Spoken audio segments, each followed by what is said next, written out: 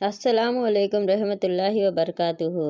మనం నమాజ్ చదువుతున్నప్పుడు ఎక్కడ లేని ఆలోచనలు నమాజ్లోనే వస్తూ ఉంటాయి. నమాజ్ అనేది మనం ఎంత శుభ్రంగా ఉండి ఎంత ఏకాగ్రతతో నమాజ్ ఆచరిస్తామో అంతే పవిత్రంగా అల్లాహ్ వద్దకు చేరుతుంది. మనం నమాజ్లో నుంచున్నప్పుడు అల్లా తాలా మనం ఎంత ఏకాగ్రతతో నమాజ్ ఆచరిస్తున్నాం అన్నదే చూస్తారు. మన ప్రవక్త గారి దగ్గరికి ఒక సహాబా గారు వచ్చి ఈ విధంగా చెప్పారు, నేను నమాజ్లో నుంచున్నప్పుడు అనేకమైన ఆలోచనలు వస్తున్నాయి అని చెప్తే అప్పుడు ప్రవక్త గారు ఈ విధంగా చెప్పారు, నువ్వు నమాజ్లో నుంచున్నప్పుడు ఒక సూరా చదివే సమయంలో దీని తర్వాత చదవబోయే సూరాను జ్ఞాపకం పెట్టుకో. రెండవ సూరా చదివేటప్పుడు మూడవ సూరా గురించి గుర్తు చేసుకుంటూ ఉండు. ఈ విధంగా చేయడం వలన నమాజ్పై ఏకాగ్రత పెరుగుతుంది అని చెప్పారు. ఏకాగ్రతతో నమాజ్ చదవకపోతే అది లెక్కలోనికి తీసుకొనబడదు అని చెప్పారు.